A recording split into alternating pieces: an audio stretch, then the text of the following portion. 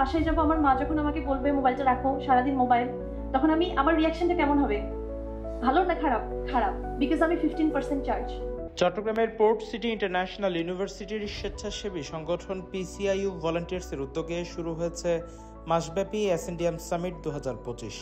This session is crafted to help students build resilience, strengthen emotional awareness, and gain psychological tools for a calmer, healthier mind. মঙ্গলবার 25শে November বিশ্ববিদ্যালয়ের অডিটোরিয়ামে উদ্বোধনী আয়োজনের অংশ হিসেবে অনুষ্ঠিত হয়েছে emotional intelligence and anxiety management seminar.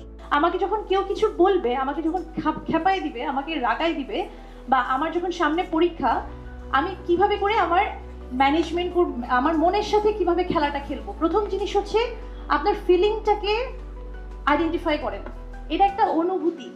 শিক্ষার্থীদের একাডেমিক দক্ষতা, নেতৃত্ব, মানসিক সুস্থতা এবং সামগ্রিক বিকাশ নিশ্চিত করতে বিশ্ববিদ্যালয় জুড়ে এই মাসব্যাপী কার্যক্রম চলছে উৎসাহের সঙ্গে। সেমিনারে প্রধান বক্তা ছিলেন মনোরোগ বিশেষজ্ঞ ও সাইকোথেরাপিস্ট ডক্টর শফিকা আফরোজ।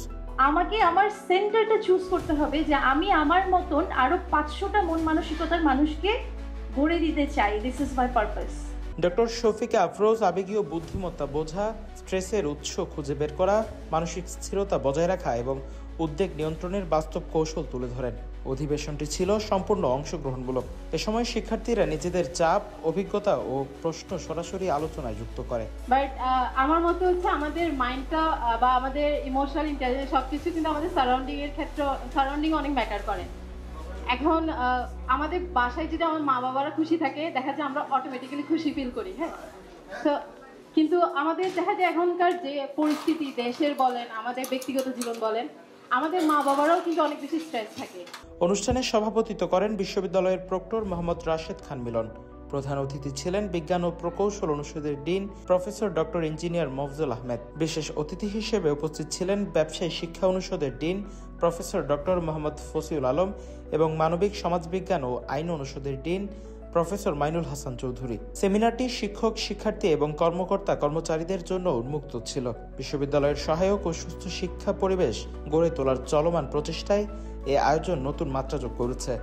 আমি আসলে আজকে এখানে এসে ওনাদের অ্যাসেন্ডিয়াম সামিট 2025 দেখে আমি আসলে খুবই আনন্দিত যে মানসিক স্বাস্থ্যের এরকম গুরুত্ব দেওয়া হচ্ছে, এবং আমি মনে করি যে বাকি বিশ্ববিদ্যালয়গুলোতেও আসলে এরকম সামিটে, এরকম ফেস্টে মেন্টাল হেলথকে একটা গুরুত্বপূর্ণ জায়গায় রাখা উচিত। মানসিক স্বাস্থ্য উন্নয়নের জন্য আমি প্রথমেই যেটার দিকে ফোকাস করতে বলবো সেটা হচ্ছে মোবাইলের স্ক্রিন টাইম, মানে আমরা যেই পরিমাণ সময় মোবাইলে কাটাই সেটাকে প্রপারলি ম্যানেজ করা, এবং সেটাকে ম্যানেজ করার গুরুত্বটা প্রথমে অনুধাবন করা, যে এই মোবাইলটা আসলে তার যে ক্ষতি হচ্ছে, তার মাথা ব্যথা, পড়াশোনায় অমনোযোগিতা, এগুলো যে হচ্ছে সেটাকে কমিয়ে আনার ইম্পর্টেন্সটা ফিল করার দিকে আমি সবচেয়ে বেশি গুরুত্ব দেব।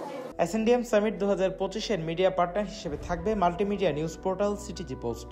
ইমোশনাল আইকিউ আসলে কিসের উপর ডিপেন্ড করে? দ্য ওয়ে ইউ রিঅ্যাক্ট, সোজা কথা। উল্লেখ্য, পিসিআইইউ ভলান্টিয়ার্স আয়োজিত অ্যাসেন্ডিয়াম সামিট 2025 চলবে মাসব্যাপী। এতে রয়েছে সেমিনার, কর্মশালা, প্রতিযোগিতা ও বিশেষ কার্যক্রম। শিক্ষার্থী এবং বিশ্ববিদ্যালয় সম্প্রদায়ের একাডেমিক, পেশাগত, আবেগীয় ও সৃজনশীল দক্ষতা উন্নয়নই এই আয়োজনের মূল লক্ষ্য। মুজতাহিদ হাসান, সিটিজি পোস্ট, চট্টগ্রাম।